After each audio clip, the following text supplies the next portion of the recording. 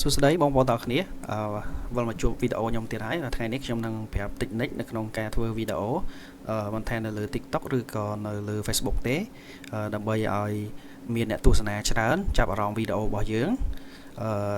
វីដេអូដែលយើងបង្កើតសម្រាប់លក់ផលិតផលមិនថាវីដេអូដែលយើងបង្កើតសម្រាប់ធ្វើជា content ផ្សេងៗបាទអញ្ចឹងដំបូងខ្ញុំសូមណែនាំទី1គឺទំហំវីដេអូទី2គឺកម្រិតវីដេអូបាទហើយទី3គឺរយៈពេលវីដេអូដែលយើងធ្វើហ្នឹងហើយទី4 hook ហើយនឹង body ហើយនឹង CTA ទី5 value ហើយទី6 why now បាទអញ្ចឹងនេះគឺជាចំណុចខ្លះៗនៅក្នុងការធ្វើវីដេអូនៅលើFacebook បាទអញ្ចឹងចំណុចទី1ខ្ញុំសូមបកស្រាយលម្អិតចំណុចទី1តាក់ទងទៅនឹងទំហំវីដេអូយើងគួរតែយកទំហំ9:16ល្អបំផុតសម្រាប់ Facebook Reel បានន័យថាពេលដែលយើងអស់ Reel ធម្មតាយើងមើល Facebook ទៅយើងឃើញវីដេអូ Reel គឺគេពេញអេក្រង់ទូរស័ព្ទហ្មងអញ្ចឹងគឺទំហំគេយកគឺចំនួន9:16បាទហើយបើគិតជា pixel វាដូចជា19 20 18បាទហើយចំណុចទី2គឺកម្រិតវីដេអូយើងត្រូវច្បាស់ចាប់ពី720 pixel 18រហូតដល់ 4K Facebook នឹង recommend វីដេអូយើងបើសិនជាយើងធ្វើវីដេអូបានច្បាស់ល្អបាទគឺអាចតាក់ទាញអ្នកមើលវីដេអូរបស់យើងបានច្រើនបាទចំណុចទី3គឺរយៈពេលវីដេអូធម្មតាឥឡូវគឺបើសិនជាយើងបង្កើតវីដេអូវែងនៅលើ Facebook គឺគេអត់មើលទេអញ្ចឹងយើងគួរតែបរួមវីដេអូរបស់យើងឲ្យខ្លីពី20ទៅ60វិនាទីនិយាយទៅគឺក្រោម1នាទីយើងក្រោម1នាទីយើងនិយាយលឿនរបៀបថាយើងប្រាប់ចំថាវីដេអូយើងចង់ធ្វើពីអីបាទអត់បន្លាយពេលយូរទេអញ្ចឹងវីដេអូគឺរយៈពេលខ្លីចាប់ផ្ដើមពី20ទៅ60វិនាទីបាទចំណុចទី4នេះគឺសំខាន់មែនតើគឺ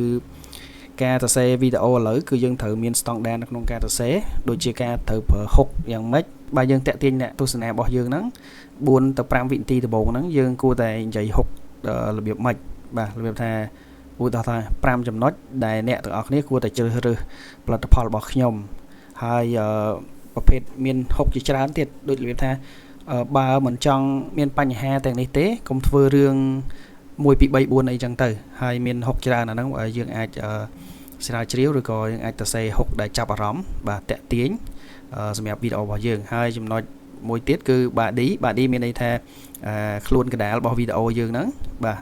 អញ្ចឹង body ហ្នឹងយើងនិយាយពីអីយើងបកស្រាយពីផលិតផលបកស្រាយពីវីដេអូរបស់យើងរកដំណោះស្រាយជូនអតិថិជនបាទចំណែក CTA ឲ្យអតិថិជនទំនាក់ទំនងមកបាទន័យថា call to action បងប្អូនអាចដាក់លេខទូរស័ព្ទឬក៏ឲ្យអ្នកមើលហ្នឹងគាត់ comment នៅលើវីដេអូរបស់យើងឬក៏មាន link នៅក្នុង comment បាទចំណុចទី5គឺ value ហេតុអ្វីបានជាអ្នកត្រូវហេតុអ្វីបានជាអតិថិជនត្រូវទិញពីអ្នកអញ្ចឹងបាទន័យថាយើងត្រូវបកស្រាយបញ្ជាក់ពីគុណតម្លៃផលិតផលរបស់យើងហើយនឹងលទ្ធផលក៏ដូចជាទំនុកចិត្តដែលអតិថិជនគួរជ្រើសរើសនៅផលិតផលរបស់យើងឬក៏គួរតែប្រើប្រាស់សេវាកម្មរបស់យើងបាទចំណុចទី6ចំណុចចុងក្រោយ why now ហេតុអ្វីត្រូវទិញពេលនេះអញ្ចឹងបានន័យថានៅក្នុងវីដេអូហ្នឹងយើងគួរតែនិយាយថាប្រាប់ពីអត្ថប្រយោជន៍របស់ផលិតផលរបស់យើងបង្កើត promotion សម្រាប់ផលិតផលរបស់យើងបានន័យថាហេតុអីបានអតិថិជនត្រូវទិញផលិតផលរបស់យើងព្យាយាមប្រាប់ពីអត្ថប្រយោជន៍ទំនិញសេវាកម្មរបស់យើងហើយរបៀបថាយើងអាចបង្កើតជា promotion ឬក៏ការកំណត់ promotion ឧទាហរណ៍ថា pot promotion នៅខែនេះនៅថ្ងៃនេះអីអញ្ចឹងដើម្បីបង្កើតភាពបន្ទាន់ដល់អតិថិជនរបស់យើងបាទហើយរបៀបធ្វើវីដេអូនេះក៏អាស្រ័យទៅលើផលិតផលឬក៏សេវាកម្មរបស់បងប្អូនមានភាពតាក់ទាញឬក៏ច្បាស់លាស់ប៉ុណ្ណាដែរបាទបានន័យថាបើសិនជាយើងធ្វើវីដេអូល្អហើយប៉ុន្តែផលិតផលរបស់យើងគឺផ្ទុយពីអាការបកស្រាយណែនាំពីផលិតផលរបស់យើងទៅកាន់អតិថិជនហ្នឹងវាអត់ដូចគ្នាក៏អាចធ្វើឲ្យយើងទទួលបាន feedback អត់ល្អដែរបើសិនជាយើងធ្វើវីដេអូល្អហើយផលិតផលរបស់យើងអត់ត្រូវតាមអីដែលយើងព្យាយាម promote ព្យាយាមនិយាយទៅគេអាហ្នឹងក៏អាចខូចដល់ ផលិតផលក៏អាចខូចដល់វីដេអូរបស់យើងដែរគឺអតិថិជនមិនចាប់អារម្មណ៍ហើយអាចឲ្យ feedback ដែលអត់ល្អមកយើងរបៀបថាគាត់អាច report ដូចរបៀបថាគាត់ recommend ឲ្យអ្នកដទៃថាអត់ត្រូវទិញអីពី page យើងអត់ត្រូវទិញអីពីវីដេអូយើងទេព្រោះថាវីដេអូរបស់យើងគឺបោកប្រាស់អញ្ចឹងចំណុចខ្លីៗដែលខ្ញុំបានរៀបរាប់ខាងលើនេះសង្ឃឹមថាជាប្រយោជន៍សម្រាប់បងប្អូនដែលគាត់ទើបតែធ្វើវីដេអូដំបូងបាទអរគុណច្រើនសម្រាប់បងប្អូនដែលអត់ទាន់បានចុច subscribe វីដេអូរបស់ខ្ញុំបាទសូមជួយធ្វើការ subscribe វីដេអូរបស់ខ្ញុំមួយផងដើម្បីឲ្យខ្ញុំមានកម្លាំងចិត្តធ្វើវីដេអូល្អៗជូនដល់បងប្អូនទៀតបាទអរគុណច្រើនបងប្អូនទាំងអស់គ្នា